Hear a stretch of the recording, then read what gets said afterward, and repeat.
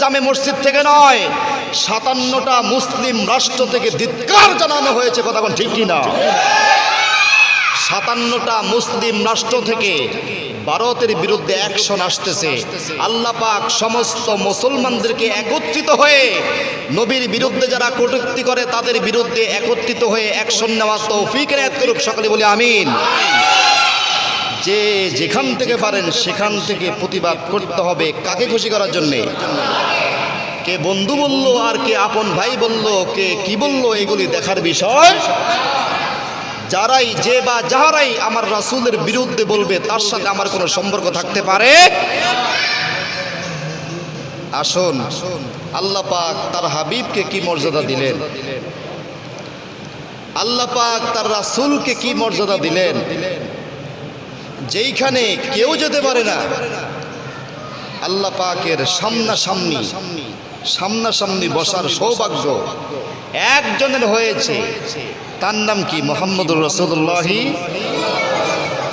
সামনাসামনি বসার সৌভাগ্য যার হয়েছে, তার চাইতে মর্যাদা সম্পন্ন মানুষ আর কি হতে পারে?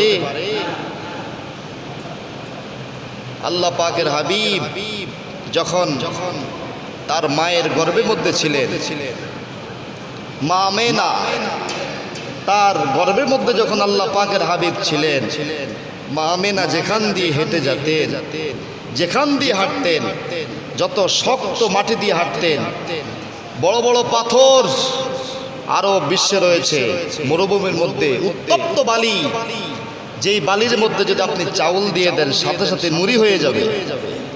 সেই রকম বালির মধ্যে যখন হযরত রাসূলের মা হাঁটতেন, সঙ্গে সঙ্গে বালিগুলি ঠান্ডায় পরিণত হয়ে যেত। জোরে কোন সুবহানাল্লাহ। পাথরগুলি তুলায় পরিণত হয়ে যেত। আল্লাহ পাকের হাবিবের মা যেখান দিয়ে হাঁটতেন, মরুভূমি, সেখানে তো গাছ নাই, ডাইরেক্ট সূর্যের তাপ মাথায় এসে পড়তো।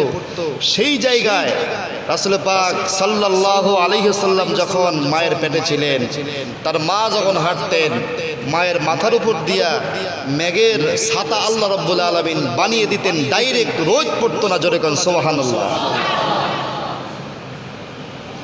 যেই রাসূলের 63 বছর জিন্দেগিতে একটা মিথ্যা কথা বলেন নাই। রাসূল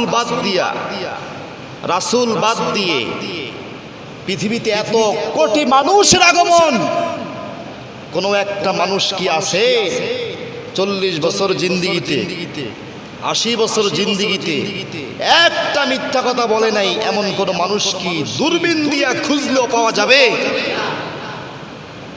আজকে বহু নেতাদের নাম শুনি আমরা, দিনের বেলায় মানুষের সামনে লিকসাত দেয়, ভাষণ দেয়, রাতের বেলায় হোটেলে গিয়া সময় কাটায়। কথা কোন ঠিক কিনা?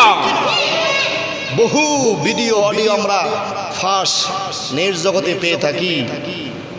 এই হলো নেতাদের চরিত্র। দিনের বেলায় জনগণের সাথে তামাশা, রাতের বেলায় মদের বোতল হাতে নিয়া বিভিন্ন হোটেলে, বিভিন্ন ড্যান্সের জায়গায় গিয়া অর্ধ উলঙ্গ হয়ে নাচানাচি মাতাল হয়ে পড়ে থাকে। আর আমার নবী, আপনার নবী, বিশ্ব নবী মুহাম্মদুর রাসূলুল্লাহ সাল্লাল্লাহু আলাইহি সাল্লাম